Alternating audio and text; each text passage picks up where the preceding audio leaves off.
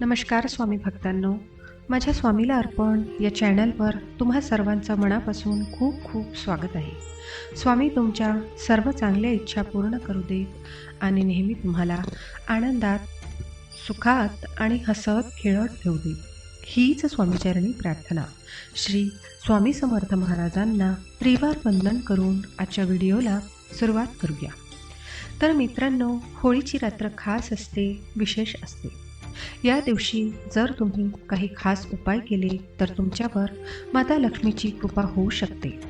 मग होळीच्या रात्री नक्की काय करायचंय ज्यामुळे आपल्यावर माता लक्ष्मीची कृपा होईल, आपल्यावर वर्षभर पैशाची कमतरता भासणार नाही, पैशाची कमी जाणवणार नाही. यासाठी जो उपाय करायचा आहे तो जाणून घेऊया.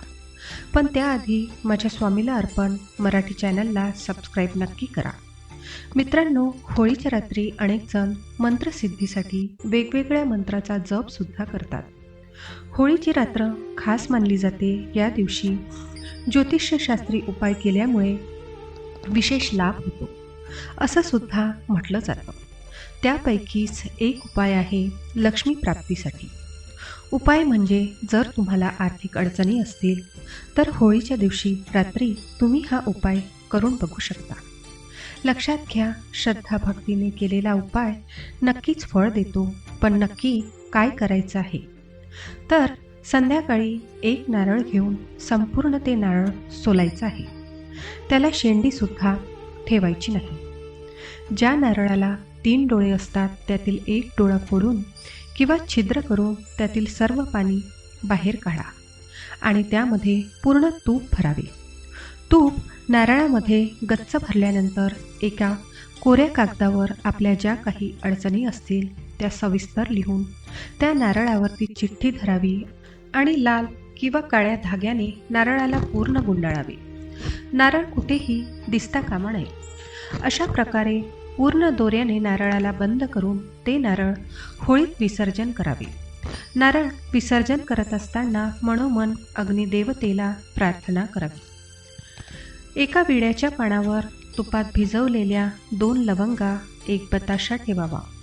त्यानंतर ही सर्व सामग्री होळीमध्ये दहन करावी. यामुळे घरात कायम सुख समृद्धी राहील. होळीच्या रात्री मोहरीच्या तेलाचा चौमुखी दिवा घराच्या मुख्य प्रवेशद्वाराबाहेर लावून त्याची पूजा करावी. त्यानंतर लक्ष्मी नारायणाला सुख समृद्धीसाठी प्रार्थना करावी. या उपायामुळे धनहानी थांबते. जर तुमचे पैसे कुणाकडे फसले असतील तर मग 11 गोमती चक्र हातात घेऊन पेटत्या होळीला 11 प्रदक्षिणा घालाव्या. नंतर एका पांढऱ्या कागदावर रक्तचंदनाने ज्या व्यक्तीकडे पैसे अडकले आहेत त्याचं नाव लिहावे आणि त्या कागदात 11 गोमती चक्र ठेवून पुडी बांधा आणि कुठेही खड्डा खणून गाडून टाका. तुमचे अडकलेले पैसे मिळण्याचा मार्ग मोकळा होईल. जर व्यापार किंवा नोकरीमध्ये वृद्धी होत नसेल तर 21 गोमती चक्र होळीच्या रात्री शिवलिंगावर अर्पण करावी. यामुळे नक्कीच फायदा होतो. होळीच्या रात्री चंद्र उदय झाल्यानंतर आपल्या घराच्या गच्चीवर किंवा खुल्या मैदानात जाऊन जिथून चंद्र दिसत असेल तेथे उभे राहावे. नंतर चंद्राला स्मरण करत चांदीच्या ताटात खारीक आणि मखाने ठेवून शुद्ध तुपाच्या दिव्यासह धूप आणि उदबत्ती दाखवावी. आता दुधाने चंद्राला अर्घ्य द्यावे. अर्घ्य दिल्यानंतर पांढरी आणि केशर मिश्रित साबुदाण्याची खीर अर्पित करावी. समृद्धी प्रदान करण्यासाठी चंद्राला प्रार्थना करावी. नंतर प्रसाद आणि मखाणे मुलांमध्ये वाटून द्यावे. नंतर येणाऱ्या प्रत्येक पौर्णिमेला रात्री चंद्राला दुधाने अर्घ्य द्यावी. काही दिवसातच आर्थिक संकटे दूर होत असल्याची जाणीव होईल. याचबरोबर होळीच्या रात्री माता महालक्ष्मीची पूजा करायची आहे आणि त्याचबरोबर माता महालक्ष्मीच्या मंत्राचा 108 वेळा जप करायचा आहे. तुम्हाला शक्य असेल तर तुम्ही 1008 वेळासुद्धा करू शकता. मंत्र उच्चारासाठी कमळगट्ट्याच्या माळीचा वापर करायचा आहे. मंत्र कोणता आहे? ओम श्री महालक्ष्मी नमो नमः. या मंत्राचा जप तुम्हाला जमेल तसा होळीच्या दिवशी रात्री करायचा आहे. पण मंत्र जपाला सुरुवात करण्याआधी महालक्ष्मीची पूजा करायची आहे आणि ही पूजा करताना स्नान करून स्वच्छ कपडे परिधान करावे आणि पूजा करताना कमळाची फुले, चंदन, केशर हे सगळं माता महालक्ष्मीला अर्पण करावे. त्याचबरोबर पिवळे वस्त्र, अत्तर, मिठाई या गोष्टीसुद्धा अर्पण कराव्या आणि त्यानंतर एका आसनावर बसून कमळगट्ट्याच्या माळीवर महालक्ष्मीच्या मंत्राचा जप करा. होळीनंतर दर शुक्रवारी सुद्धा तुम्ही याप्रमाणे महालक्ष्मीची पूजा करू शकता, मंत्र जप करू शकता.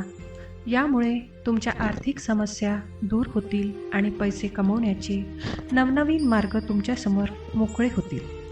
माता महालक्ष्मीची कृपा तुम्हाला लाभेल. आता जर लग्नामध्ये काही अडचणी येत असतील, म्हणजेच लग्न जमत नसेल किंवा पत्रिका जुळवताना काही अडचणी येत असतील, काही ग्रहदोष निर्माण होत असेल, कुंडलीत काही दोष असेल, तर या सगळ्यांवर सुद्धा तुम्ही होळीच्या रात्री उपाय करू शकता. त्यासाठी काय करायचं तर होळीच्या दिवशी एक विड्याचं पान, एकाकी सुपारी आणि एक हळकुंड हे सगळं घेऊन तुम्हाला शिवमंदिरात जायचं आहे. त्यानंतर पानावर सुपारी आणि हळद ठेवून ते शिवलिंगावर अर्पण करायचं आहे आणि त्यानंतर घरी आल्यावर घरी परत येताना मागे वळून पाहायचे नाही. दुसऱ्या दिवशीसुद्धा हा प्रयोग तुम्ही करायचा आहे. यामुळे विवाहात येणाऱ्या अडचणी दूर होतात. त्याचबरोबर कुंडली दोष असेल, ग्रहदोष असेल तर तो सुद्धा दूर होतो आणि या उपायामुळे महादेवाची कृपा प्राप्त होते. त्याचबरोबर विवाहसुद्धा ठरतो. पण काही कारणामुळे तुम्हाला हे करणं शक्य नसेल तर तुम्ही छोटासा उपाय करू शकता. तो म्हणजे होळीच्या दिवशी रात्री तुम्हाला महादेवाच्या मंदिरात जायचे आहे आणि तिथे जाऊन शिवलिंगाजवळ एक दिवा लावायचा आहे. हा उपाय केल्यामुळे सुद्धा तुमच्या वैवाहिक जीवनातील अडचणी दूर होतात. तर आता बघूया हनुमानाशी संबंधित उपाय. तुम्ही होळीच्या रात्री हा उपाय करू शकता. तुमच्या मनात सतत कुठली तरी भीती असेल, तुम्हाला असं वाटत असेल की कुठली तरी नकारात्मक ऊर्जा तुमच्या अवतीभवती आहे, तर हा उपाय तुम्ही नक्की करा. होळीच्या रात्रीचा हा उपाय म्हणजे हनुमानाला शरण जा. हा उपाय तुम्हाला प्रत्येक कामात यशसुद्धा मिळवून देईल आणि समाधानसुद्धा मिळवून देईल. त्यासाठी काय करायचं आहे तर होळीच्या रात्री स्नान करा. त्यानंतर हनुमान मंदिरात जा. हनुमानाच्या मंदिरात जाणं शक्य नसेल तर तुमच्या घरीच हनुमानाची मूर्ती घेऊन किंवा हनुमानाचा फोटो घेऊन त्याची पूजा करा. या पूजेमध्ये हनुमानाला शेंदूर अर्पण करा आणि चमेलीचं तेल अर्पण करा. त्याचबरोबर वस्त्रेही अर्पण करा आणि नियमानुसार पूजा करा. फुले, हार, प्रसाद हे सगळं अर्पण करा आणि मन लावून हनुमानाची पूजा करा. हनुमान चालिसाचं पठण करायला विसरू नका. यामुळे तुमच्या जीवनात येणाऱ्या सगळ्याच अडचणी दूर होतात. तर मित्रांनो, होळीची रात्र अतिशय महत्त्वाची असते. या दिवशी मंत्रसिद्धीसुद्धा केली जाते. त्यामुळे त्या रात्री केलेल्या मंत्रजपाचे महत्त्व विशेष आहे. म्हणून यापैकी कुठलाही एक उपाय तुम्ही होळीच्या दिवशी रात्री नक्की करा. जशी तुमची समस्या असेल तसा उपाय करा, म्हणजे नक्कीच तुमची समस्येपासून सुटका होईल. जर तुमच्या जोडीदारासोबत तुमचं कोणत्या ना कोणत्या गोष्टीवरून वाद होत असेल तर होलिका दहनाच्या वेळी तुमच्या वैवाहिक जीवनाशी संबंधित ही समस्या एका कागदावर लिहून तो कागद होळीमध्ये टाका. त्यानंतर आपल्या घरी आल्यावर पती पत्नी दोघेही मिळून कमळात दूध आणि मध टाकून चंद्रदेवांना अर्घ्य द्या. हा उपाय केल्याने तुमच्या आयुष्यात पुन्हा एकदा प्रेम वाढेल, भीती आणि अडथळे दूर होतील. मित्रांनो, तसेच जर तुम्हाला असं वाटत असेल की तुमचं करिअर किंवा व्यावसायिक प्रगतीस खूप अडथळे येत आहे, तर होलिका दहनाच्या रात्री 21 गोमती चक्र घेऊन शिवलिंगावर अर्पण करा. कष्ट करूनही जर तुमच्याकडे नेहमी पैशाची कमतरता असेल तर होलिका दहनाच्या दिवशी रात्री एक सुके खोबरे साखरेत भरून ते जळत्या होलिकेत टाकून आर्थिक समस्येवर मात करा. त्यानंतर होलिका दहनानंतर दुसऱ्या दिवशी राख उरली असताना ती थोडी उचलून घरात आणा आणि स्वच्छ लाल कपड्यात बांधून आपल्या घरातील पैशाच्या ठिकाणी ठेवा. म्हणजे जिथे तुम्ही पैसे ठेवतात त्या ठिकाणी ठेवा.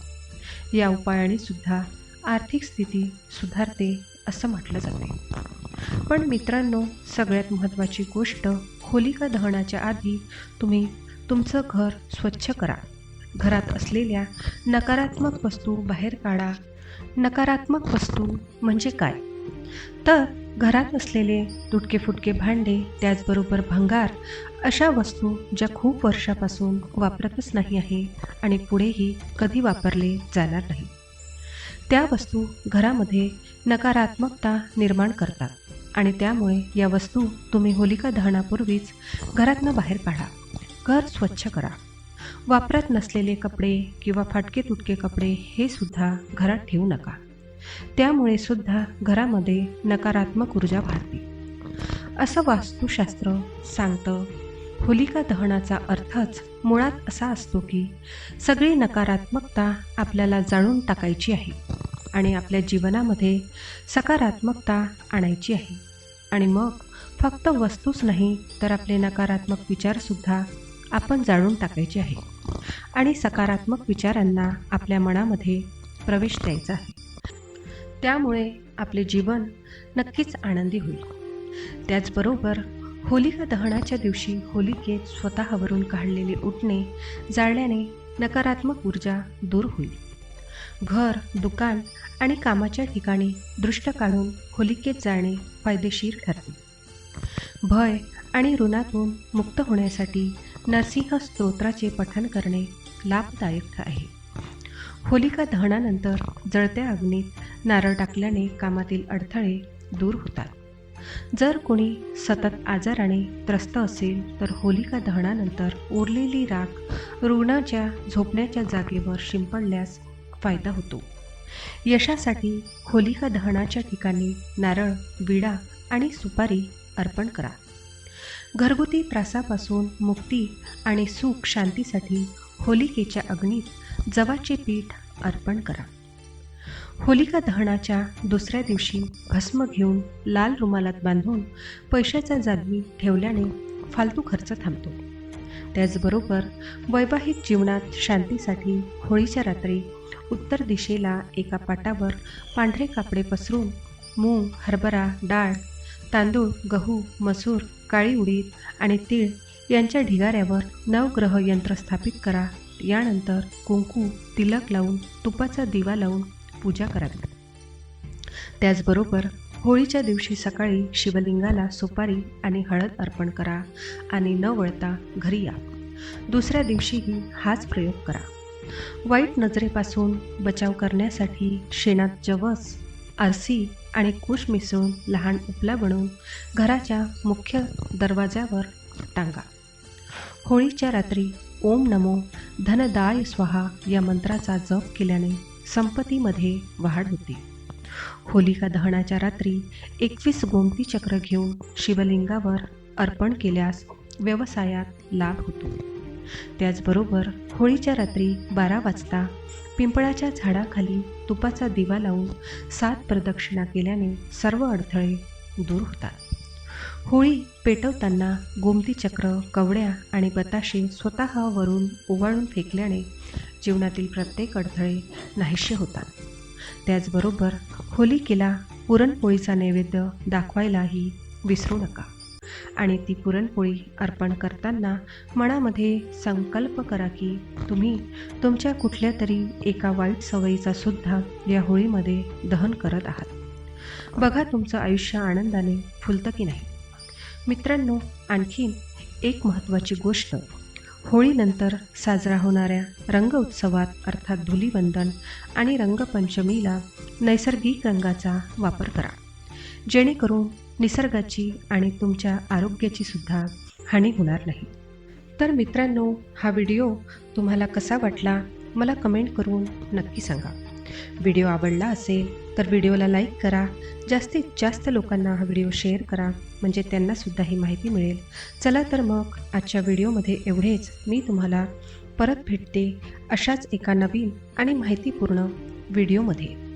तोपर्यंत होळीच्या तुम्हाला सगळ्यांना हार्दिक शुभेच्छा. धन्यवाद. श्री स्वामी समर्थ. जय जय स्वामी समर्थ.